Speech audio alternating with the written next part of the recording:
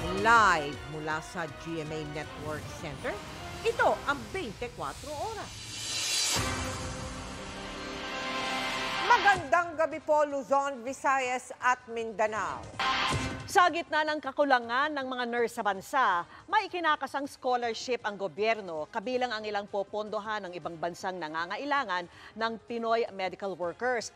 Pero wag daw silang umasang makakapag-abroad agad. Alamin kung bakit sa pagtutok ni Ivang Mayrina. Sa National Kidney and Transplant Institute na punuan ng bisitahin ng GMA Integrated News kahapon, kulang na naman ang mga nurse. Noon may isa raw nurse kada 3 pasyente, pero ngayon, isa sa bawat 15 na. Dumarami naman sa kanila nag-a-abroad. Sa unang 3 buwan pa lang ng taong ito, mahigit 8,000 na sila, base sa datos ng Philippine Nurses Association na nakuha raw nila mula sa POEA. At hindi kataka-taka, lalo't umaabot sa mahigit sa 100,000 pisong katumbas ang buwan ng sahod ng nurse sa ilang bansa. Malayo sa buwan ang kita nila rito na mula 9,000 hanggang mahigit 32,000 piso, depende sa ospital. Ang masasabing brain drain na yan, napag-usapan sa pulong kahapon ni Pangulong Bongbong Marcos sa Healthcare Cluster ng Private Sector Advisory Council. Para madagdagan pa mga nurse at iba pang medical workers, balak silang bigyan ng scholarship. Pero kapalit nito ang 2 taong serbisyo sa Pilipinas bago sila mapayagang makapang-ibang bansa. Kung ganon, patas lang yon ayon sa Pangulo. Ilang taon lang naman dahil hindi raw kasi pwedeng pigilan ng mga healthcare workers na maghangad ng mas magandang buhay sa mga lugar kung saan sila in demand. Sabi ng Department of Health, sinimulan na nitong makipag-usap sa ilang dean sa University of the Philippines para sa Ladderized Scholarship Program ng gobyerno. Habang ang Department of Migrant Workers, may nilulutong kasunduan para sa exchange program sa ibang bansa kung saan magde-deploy tayo ng mga healthcare worker kapalit ng pagbibigay ng ibang bansa ng pondo para sa scholarships. Suportado ito ng Philippine Nurses Association kahit pa raw may kapalit na 2 taong serbisyo. Ito rin po yung maitutulong natin for the nursing workforce, yung shortage. Those who have been allotted for the scholarship will serve naman the country. Kaugnay pa rin ang health sector, tinalaga ng Pangulo bilang President at CEO ng PhilHealth, si Emmanuel Rufino Ledesma, isang investment banker at dating President ng Power Sector Assets and Liabilities Management Corporation o PISAM. Ang pagkakatalaga, suportado ng DOH. Continue on and to facilitate that we have these reforms in PhilHealth expedited. Unang-una na dyan, the expansion of our benefit packages. Kailangan din tignan natin yung payment system ng PhilHealth. Para sa GMA Integrated News, Ivan Mayrina, nakatutok, 24 oras. Good evening mga kapuso! 2 seasoned artists ang mga lalong magpapaningning ng ating telebisyon matapos nilang pumirma ng contract sa Sparkle. Signed for stardom muli si Derek Monasterio na certified kapuso sa loob ng mahigit 2 dekada. Yan ang chika ni Nelson Canlas. 2 seasoned artist naman ang ipagpapatuloy ang kanilang showbiz career sa ilalim ng Sparkle. Feeling excited at hopeful ang komedya na si Jason Gainsa. Masaya, iba yung dito, yung environment. Na nagulat ako na hindi ko inaasam na tatanggapin nila ako ng buong buo. At sana magtuloy-tuloy ito. Gayon din si beauty queen actress Bianca Manalo na ready na raw sa mga bagong showbiz challenges. Doon ako na-excite kasi parang mabibigyan ako ng chance mapakita yung iba ko pang kayang gawin. Na parang ito yung chance ko na pakita pa yung other side ni Bianca. Nelson Canlas updated sa showbiz happenings. Pirmadong 2023 national budget bago matapos ang taon. Yan po ang target sana ng Bicameral Committee ng Kamara at Senado kahit may inaasahang mainit na pagdedebatihan ang mga dating confidential funds ng ilang ahensya na inilipat ng Senado sa ibang gastusin. At nakatutok si Rafi Tima. Unang araw pa lang ng Bicameral Conference Committee meeting, malaki na ang pag-asa ng mga membro ng House at Senate Bicam Committee. Maaga nilang matatapos ang deliberasyon para sa 5.26 trillion peso 2023 national budget kung ikukumpara sa mga nakaraang taon. Hopefully by next week, pero usually mahirap din mag-predict. But hopefully by next week matapos tayo. September 28, inaprubahan ng mababang kapulungan ng Kongreso ang kanilang bersyon ng panukalang budget habang nitong Miyerkules natapos ang Senado. Sa mga susunod na pagpupulong, kailangan nalang pagtugmain at ayusin ng dalawang kapulungan ang ginawang 215 billion peso realignment ng Senado at 77 billion pesos naman na nirealign ng mga kongresista mula sa orihinal na panukala ng DBM. Sa tingin ko naman, mabilis na makaka-agree ang House at saka ang Senado dahil meron tayo for the first time in-adopt natin ang medium-term fiscal framework na ito ang naglalaman ng 8-point socio-economic agenda ng ating Pangulo. So yan ang magiging guiding posts ng House at saka Senate. Kasama sa mga nirealign ang confidential funds ng ilang ahensya, kabilang na ang DepEd, DFA, DOJ at DSWD na nagkakahalaga ng 4 na bilyong piso. Una nang tinutulan ng minority sa Senado ang pagkakaroon ng confidential funds ng mga ahensyang wala namang kinalaman sa intelligence gathering at national security. Hindi naman natin tinanggalan ng pondo yung ahensya, kundi nilagay lang natin po sa kanilang yung tinatawag na MOOE o yung maintenance and other operating expenses. Sa Bicameral Conference Committee meeting, inaasahang magkakaroon ng mainitang deliberasyon tungkol sa mga realigned budgets, lalo na ang tungkol sa confidential funds. Dito rin posibleng maisingit, maibalik o kaya'y lalo pang mabawasan ang budget ng mga ahensya. Mahabang usapin pa ito dahil nakikita natin sa lista may mga disagreeing provisions talaga. May full trust and confidence ako kay Senate Finance Committee Chair Angara na kakatawanin nila yung mga amyenda naming lahat ng mga miyembro ng Senado. And moving forward, the space remains wide open para sa further budget and finance reforms. Umaasa ang dalawang kapulungan, matatapos nila ang deliberasyon sa 2023 budget bago magpasko at mapipirmahan ito ng Pangulo bago pumasok ang bagong taon. Para sa GMA Integrated News, Rafi Tima nakatutok, 24 oras. Dismayado ang kaanak ng ilan sa higit 30 nawawalang sabongero sa anilay mabagal na usad ng kaso. Si Justice Secretary Crispin Remulla, sinigurong hindi sila titigil sa pag-iimbestiga. Nakatutok si Emil Sumangil. Ito, 3. Pangatlo, ito, 1, 2, 3. Ito, ito, 1, 2, 3. Kuha ito noong May 11, 2021 sa loob ng sabungan sa Santa Cruz, Laguna bago maglaban ng manok. Sina Mark Joseph Ignacio at Eric Legaspi na kapwa nawala matapos ang derby noong araw na iyon. Mula sa Saudi Arabia, umuwi si Maricel para hanapin ang kinakasama na ama ng 5 niyang anak. Kung sino man po nakakaalam kung nasan yung asawa, please lang po. Pakisuli po. Wala sa video pero kasama ni na Ignacio at Legaspi na nawala noon. Sina Romaldo Diano, Nerio Anticristo, Kiel Daniel Bohol at si Glenn Hermar. Dismayado raw ang ina ni Glenn na si Marlene sa takbo ng kaso. Nababagalan po kami kasi 35 katao po yung hinahanap namin. Wala pong malutas na kahit isa. Kaya minsan po nagtatanong po kami bakit yung... Hindi naman po inaano namin na yung reporter nga po na si Sir Percy. Nagawan po nila kagad ng aksyon. Samantalang kami po 35 katao yung hinahanap namin. Hindi po nila kami matulungan. Kaya hindi po namin maalis na hindi magtampo. Ang kaanak ng 6 na sabongero mula sa Taray Rizal na nawala sa Manila Arena noong January 2022, naghihimutok din sa bagal daw ng pagpapalabas ng resolusyon ng DOJ. Kalahating taon na, wala pa rin po yung kalinawan yung aming inihintay na resolusyon. Nanawagan kami sa ating gobyerno, lalo po sa ating Presidente Bongbong Marcos at saka po sa Secretary ng Department of Justice na sana po pakitutukan niyo po. Grupo po ay naiinip na sa paghihintay po ng resolusyon na yan. Bakit itong sa amin? Same thing, may mga witness na rin kaming nakuha, tinuturo kung sino mga grupong ano. Bakit wala man lang, linaw man lang na ginagawang resulta ang ating DOJ? Kinukuha na namin ang pahayag ng palasyo ukol dito. Una nang sinabi sa GMA Integrated News ni Prosecutor General Benedicto Malcontento na tinatrabaho na nila ang resolusyon. Ayon naman kay Justice Secretary Boying Remulla. Yung case mismo, yung finding them, wala pa akong balita. No? I will ask the NBI and the police to brief me on this matter in the soonest possible time. Siyempre, ano yan, masakit yan kasi disappearances ng tao yan. And people, their families are really want to know what happened to them. Sabi pa ni Remulla, we need breaks to get leads para we can act on it properly.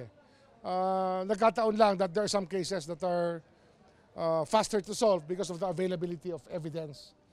Huwag ho silang mag-alala, hindi ho kami titigil. We will continue working on all of these cases.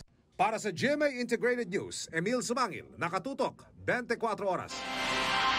Ayon kay Office of the Press Secretary OIC Yusek Cheloy Garafil, magkakaroon ng pulong si Justice Secretary Crispin Remulla sa pamilya ng mga biktima sa mga susunod na araw. Sa mga naghahanap na ng pang-aginaldo, maraming mapagpipilian yan. Sa muling pagbubukas ng Noel Bazaar sa World Trade Center sa Pasay ngayong araw. At bukas yan hanggang November 30 kung kailan pwede nyo ring i-mine ang pre-loved items sa Kapuso Celebrity Ukay-Ukay. Nakatutok doon live si Bernadette Reyes.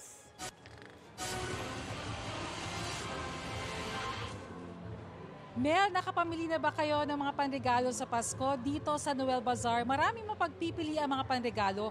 Pwede pa makatulong sa GMA Kapuso Foundation. Hila-hila ang kanyang trolley bag, matyagang iniikot ni Miriam ang ilang stalls para makapamili ng panregalo sa Noel Bazaar sa World Trade Center sa Pasay. The products are different from the mall. Oo, hindi siya common. Hindi lang mamimili ang masaya dahil pagkakataon na rin ito para sa ilang maliliit na negosyo para makabawi sa kita.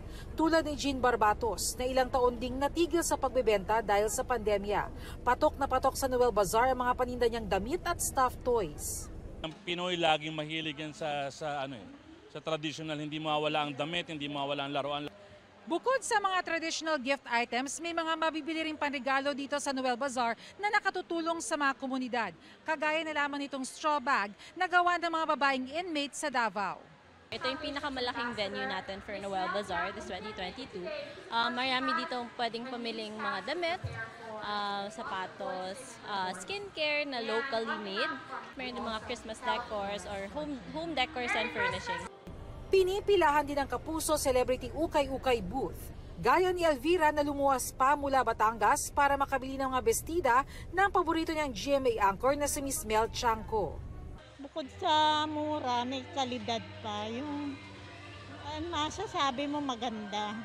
Hindi kamukha doon sa mga online, hindi mo naman nakikita. Kabilang sa mga mabibili sa Ukay-Ukay ang mga personal items ng mga GMA Kapuso ambassadors na sina Carla Abellana at Michelle D. More than a decade na po yung aking support sa GMA Kapuso Foundation. Ngayon lang po ako ulit nakapag-donate ng ganito kadami po. Naiipon po talagang hinintay ko kasi 3 years pong walang Noel Bazaar. So, ang dami kong gamit na hindi ko na magagamit or mauulit. So, nasasayang lang. So, I'd rather give it a new home and hopefully it'll make somebody else happy. Proceeds of the Noel Bazaar tickets are set to go to GMA Kapuso Foundation's Operation Bayanihan and educational projects. Pero, yung Celebrity Ukay-Ukay ng GMA Kapuso Foundation at GMA Network, 100% of the proceeds will go to GMA Kapuso Foundation. Mel, araw-araw bukas ang Noel Bazaar dito sa World Trade Center hanggang November 30. Para naman sa 4th installment, gaganapin yan sa PhilInvest Tent, December 16 hanggang 18. Para sa GMA Integrated News, Bernadette Reyes, nakatutok, 24 oras. Maraming salamat sa iyo, Bernadette Reyes. At mga Kapuso, puso pong nagpapasalamat ang GMA Kapuso Foundation sa lahat sa inyo na nakapamili na at bibili pa lang sa Noel Bazaar. Kasama na ang ating Kapuso Celebrity Ukay-Ukay. Naku, maraming salamat din sa lahat ng celebrity at news personality, si Iya, si Vicky, si Howie, si Atom, lahat. Naku, maraming salamat po. At syempre, ang paanyaya namin, patuloy niyo po sanang suportahan ang Noel Bazaar sa World Trade Center sa Pasay hanggang November 30. Nakapag-shopping ka na, nakatulong ka pa. Basta kayo, tita, anytime. Sakto 1 buwan bago magpasko, may mga nagki-Christmas shopping na sa Divisoria sa Maynila. Ano-anong panregalo na ba ang mabenta roon? Alamin po natin sa live na pagtutok ni Mariz Umali. Mariz? Vicky, kung ikaw yung tipong ayaw mag-cram ng pamimili sa mga reregaluhan mo, lalo na ngayong pihadong kabi-kabila na yung mga Christmas parties at syempre marami tayong mga reregaluhan, di ba? Perfect na yung opportunity ngayong saktong isang buwan na lang bago magpasko para mamili. At yan nga ang ginawa ng marami nating mga kababayan na dito sa Divisoria nagpunta para sila'y makamura. Lumuwas pa mula Batangas ang mag-asawang Malunes para rito mamili ng mga panregalo sa 168 Mall sa Maynila. Itinaon na raw ni Mabini na off-duty siya at di pa gaanong siksikan sa mga pamilihan. Mas maganda mas maaga para hindi clog yung tao. Alam mo naman pagka-pandemic, hindi natin naasahan yung mga sakit na kumakalat ngayon. Diba masaya yung mga bata pagka nakakita ng regalo. Kahit gipit, bibilang pa rin. Pati ang mag-anak na Cruz, inagahan na rin daw ang pamimili ng mga panregalo sa mga anak at mga kaibigan. Excited yung mga bata kasi madalas po nung pandemic nga po, 'di ba? Binawal din po sila sa mall, sa labas. So madalas po kami lang. Ngayon lang po ulit sila nakasama namin. Masaya po. Dahil Naka-shopping ulit. Ano nga bang mabili na ngayong panregalo? Hinanap nila yung mga educational. Bakit? Kasi gusto nila yung natututo pa rin yung bata. Kasi sa 2 taon nakatambay, puro gadget kasi hinahawakan nila eh. Mga battery operated po. Na mga laruan. Mga sasakyan? Opo, may mga ganun kami po. Mga sasakyan po. Sasakyan, sa lalaki yun? Sa mga lalaki. May mga sa pamabahay naman po kasi ma'am, may mga kitchen set kami. Mga kitchen set po. Kitchen set? Opo, may mga dal, ganun po. Yun nga lang, sabi ng ilang nagtitinda, medyo nagtaas na raw ng 1/4 ang presyo ng ilang mga laruan dito. Dahil doon sa pandemic, kaya tumaas. Bakit? Sa nangyari. Kasi medyo nalugi yung boss ko nung nakaraan. May mga laruang mabibili sa halagang 70 pesos hanggang 3,800 pesos. Pero kung matyaga-tyaga ka lang, makakahanap ka naman ng mga tindahang gaya nito na hindi raw talaga nagtataas presyo. Masaya na kami sa 10 pisong tubo. Basta mabili lang, madispose lang. At kung mas mahigpit pa ang budget, meron ka pa rin mabibili gaya rito sa tindahang ito na ang paninday hanggang as low as 5 pesos. Vicky, sa bandang ito naman ang Divisoria, buhay na buhay ang Tutuban Night Market para nang back to normal. Nakikita mo sa dami ng mga namimili rito at syempre sa mga nais pang humabol, pwede po kasi bukas po ito mula alas 5 ng hapon hanggang alas 12 ng hating gabi. Sari-sari kasi yung mga pananda rito, merong mga damit, laruan, sapatos, gadgets at kung ano pang mga maisip mo. Shopping haven ika nga, lalo na sa mga nais makamura. At Vicky, sa mga mareregaluhan, wag na raw tayong masyadong judgmental dahil ika nga, it's really the thought that counts. At yun ang pinakasariwang balita mula rito sa Divisoria. Balik sa'yo, Vicky. Merry Christmas! Mismo! Maraming salamat at happy shopping sa'yo, Maris Umali. Kilig plus world-class performances. Yan ang aasahan sa much-awaited Julieverse concert bukas ni na Asia's Limitless star Julian San Jose at Kapuso hunk Raver Cruz. Pero bago pa initin ang concert stage, silipin muna natin ang paghahanda ng Julieverse sa live na chika ni Nelson Canlas. Nelson?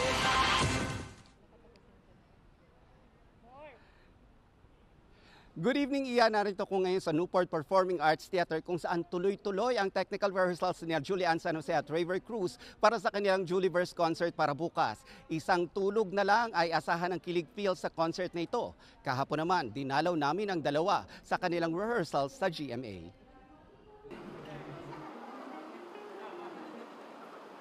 Sa mga huling araw bago ang Julieverse concert ni na Asia's Limitless star Julian San Jose at Kapuso hunk Raver Cruz, todo bigay na pero enjoy pa rin ang Julieverse. Sina Julie at Raver daw ang mismong pumili ng ilang kantang ipe-perform nila. Very personal siya for us, relatable sa amin, both sa amin and sa mga supporters namin. Tapos may mga songs din kami na nostalgic. Masarap ma-enjoy yung process ng mga rehearsals para pagdating ng concert mismo, talagang plansyado na. Uhugot daw lalo ng inspirasyon at lakas ang Julieverse mula sa kanilang audience. Pampaboost din kasi ng confidence yun, and at the same time, syempre nakakatawa kasi alam mo yun na yung mga nakasanayan ng tao. Tulad sa Limitless, hindi lang song numbers, kundi dance moves ang aabangan. But this time, live. Excited din na makita yung mga friends namin, family, lahat ng mga supporters, co-workers, alam mo yun. Kasi nagbabalik na rin yung live concert and isa kami sa maka-experience noon. At dahil bongga lagi ang outfit ni Julian tuwing may concert, ano kaya ang aasahan this time? It's avant-garde, galactic yung feel. Kasi universe eh. Julieverse. So, I guess the same with Raiden. Hindi rin pahuhuli ang good vibes at kilig from Kailin Alcantara at Mavi Legaspi. May i-announce daw dito.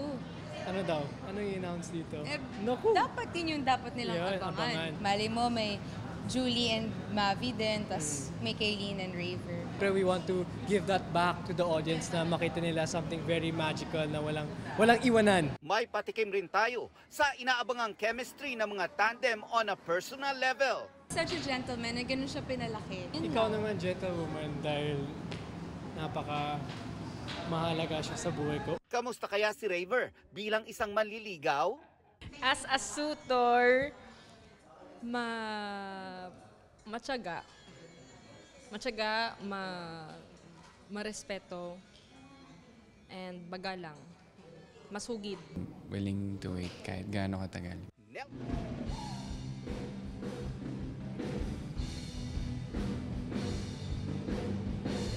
Iya, I'm sure excited ang fans para sa one night only at first concert together ni na Julian at Raver. Although sold out na, pwede pa rin humabol ang ating mga kapuso na gustong manood bukas. Iya? Maraming salamat, Nelson Canlas. I am ready. GMA Weather. Serbisyong totoo ng GMA News. Mga kapuso, maging I am ready sa posibleng pag-ulan ngayong huling weekend ng Nobyembre. Ayon sa Pag-asa, sa ngayon, walang bagong sama ng panahon pero patuloy ang pag-iral ng Intertropical Convergence Zone o ITCZ. Base sa datos ng Metro Weather, maulan bukas sa Soc-Sargen, Davao Region at Zamboanga Peninsula. Magpapatuloy yan hanggang Linggo pero mas maraming lugar na ang uulanin. May matitinding ulan kaya maging I am ready pa rin sa banta ng baha o pagguho ng lupa. May ulan din sa Visayas pero hindi malawakan. May hinang ulan yan sa Samar and Leyte provinces pati sa Negros at Cebu pagsapit ng gabi. Halos ganitong panahon din ang inaasahan sa Linggo. Sa Luzon, may pagulan din bukas sa Calabarzon, sa Mindoro, sa Palawan, sa hapon at gabi.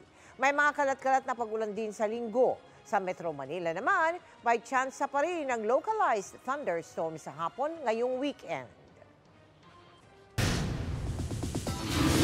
Sana all at prayer reveal ang sigaw ng army of fans ng global superstars na BTS sa isa nating kababayan sa Qatar. Hindi lang niya na-meet si Jungkook, inakbayan pa siya nito at meron siyang video selfie bilang pruweba. Ang unexpected at kilig encounter sa global superstar, alamin sa chika ni Katatibayan. Okay. It's a video? Yeah.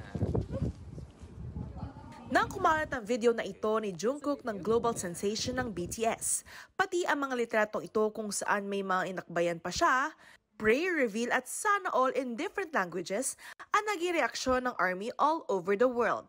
Ang kasama ni Jungkook sa video na yan, ang Pinay sa Qatar na si Ferlin Estrella, na nagtatrabaho sa restaurant na kinainan ni JK at ng kanyang mga kasama. Hindi na nagpa-unlock na humarap sa camera si Ferlin, pero kwento niya sa amin, kuha raw ito noong parehong araw na opening ng FIFA World Cup sa Qatar this weekend kung saan nag-perform si JK. Pasara na raw ang pinagtatrabawang restaurant ni Ferlin nang dumating doon si Cookie. Hindi raw agad nakalapit si Ferlin dahil sa hiya at kaba. Hindi lang daw sila napahanga sa talento ng K-idol, kundi pati na rin sa pagiging humble at magalang nito. Yan din ang papuri ng ilang netizens sa global superstar na approachable at accommodating daw. Talagang fangirl gold si Ferlin dahil bukod nga sa may paakbay si JK sa pictures, Okay. It's a video? Yeah. May video pa sila together ni Cookie. Selfie lang daw talaga ang hiningi niya kay JK. Pero sabi nga ng ARMY, talagang #blessed si Ferlyn. Kinuha raw ng global superstar ang kanyang cellphone at saka nag-record ng video. Another good news naman for all ARMYs. In-reveal na ng Big Hit Music ang 10 tracks sa highly anticipated first solo album na Indigo ni BTS leader RM. Kabilang dyan ang songs na Still Life, All Day at Closer, kung saan bigatin din ang makakolab niyang sina American rapper Anderson .Paak, Paul Blanco, Tableau, and many more amazing artists.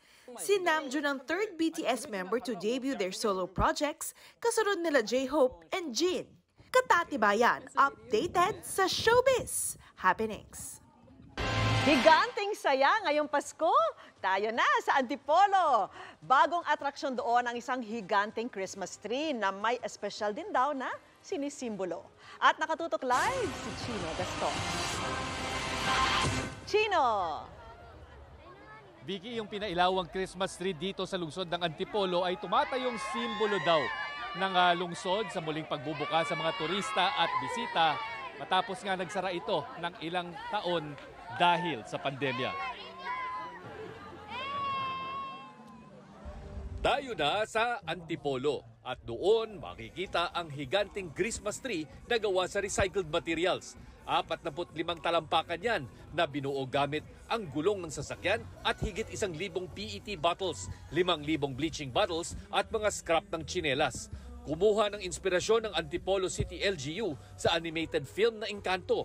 Kaya ang tuktok ng Christmas tree ay magical na bahay at pinapalibutan ng mga higanting butterflies. Sa loob ng Christmas tree, makikita naman ang isang butterfly haven na puno ng buhay na paru-paro. Simbolo para sa mga Antipolenyo na muling pagbubukas ng lungsod sa mga bisita matapos ang higit 2 taong pandemya. Nakakainganyo po siya, maganda sa paningin para sa mga tao. Masaya, maingay, malinis. Sa tabi ng Christmas tree, may light park din na perfect pang selfie o groovy. May higanteng kasuy at suman din.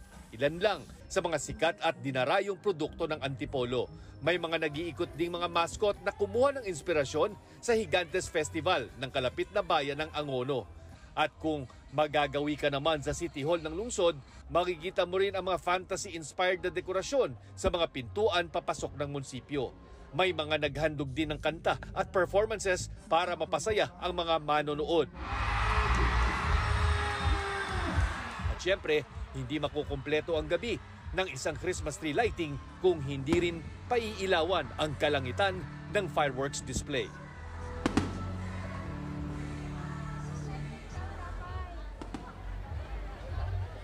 Vicky, kahit sino ay pwede nang magpunta rito sa Antipolo, no? Pero tandaan lang syempre na sumunod pa rin tayo sa mga minimum public health protocols at iwasan pa rin yung siksikan.